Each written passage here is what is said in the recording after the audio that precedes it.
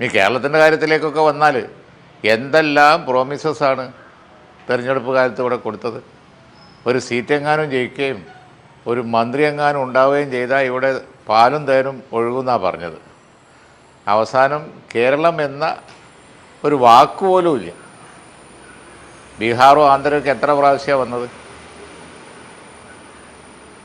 അപ്പോൾ തൽക്കാലം ഈ ഭൂരിപക്ഷമില്ലാത്ത ഗവൺമെൻറ്റിനെ നിലനിർത്തണം എന്നല്ലാതെ ദീർഘകാല അടിസ്ഥാനത്തിൽ നാടിൻ്റെ പുരോഗതി അതിനനുസരിച്ചൊരു ബഡ്ജറ്റ് എന്ന ചിന്ത ഇപ്പോൾ തൽക്കാലം അവർക്കില്ല. ഗവൺമെൻറ് മുരടിച്ചു പോയി.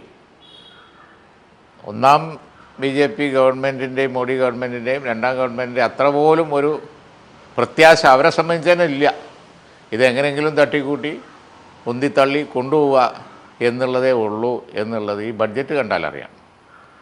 യാതൊരു എന്തൂസിയാസും അവർക്ക് തന്നെ ഇല്ല. അതുകൊണ്ട് ഇൻവെസ്റ്റേഴ്സിനില്ല, അതുകൊണ്ട് മാർക്കറ്റിലില്ല, അതുകൊണ്ട് സമ്പദ്ഘടനയിലും പ്രതിഫലിക്കുന്നില്ല.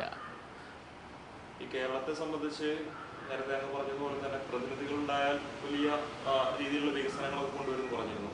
2 കേന്ദ്രമന്ത്രിമാരുണ്ട്. ഒരു തരത്തിലും ഇടപെടലുണ്ടായില്ല എന്നുള്ളതാണ് MP-മാരൊക്കെ തന്നെ സൂചിപ്പിക്കുന്നത്. അല്ല, അതന്നെ ഇപ്പോൾ അത്തരത്തിലുള്ള കാര്യങ്ങളിലൊന്നും തന്നെ ഇല്ല. അതൊക്കെ എയിംസൊക്കെ അങ്ങ് പിന്നെ കേന്ദ്ര ഗവൺമെൻറ് വരേണ്ട താമസമേ ഉള്ളൂ. ഇവിടുന്ന് ഒരു MP ഉണ്ടായി മന്ത്രിയൊക്കെ ഉണ്ടായി വന്നാൽ എയിംസായി എന്നാണ് പറഞ്ഞത്. പിന്നെ താമസമില്ല എന്നാണ് പറഞ്ഞത്. ഇപ്പോൾ പതിവ് വല്ലവിയാണ് പറയുന്നത്, കേരള ഗവൺമെൻറ് സ്ഥലം കാണട്ടെ അപ്പം നോക്കാം എന്നൊക്കെ അല്ലേ. അപ്പോൾ അതുകൊണ്ട് കേരളത്തിനൊന്നുമില്ല. കേരളത്തിന് അല്ലെങ്കിൽ തന്നെ ഈ ഗവൺമെൻറ് വന്നതിന് ശേഷം അവഗണന തന്നെയാണ്. മൻമോഹൻ സിംഗ് ഗവൺമെൻറ്റൊക്കെ ഉണ്ടായ സമയത്ത് ഓരോ ബഡ്ജറ്റ് വരുമ്പോഴും കേരളത്തിന് അതിൻ്റേതായ പരിഗണന കിട്ടിക്കൊണ്ടിരുന്നു. പക്ഷേ ഇപ്പോൾ കഴിഞ്ഞ കാലങ്ങളിലുള്ള അവഗണന അവർക്ക് പ്രതിനിധി ഉണ്ടായിട്ടും മന്ത്രിമാരുണ്ടായിട്ടും തുടരുന്നു എന്നുള്ളതാണ് വസ്തുത.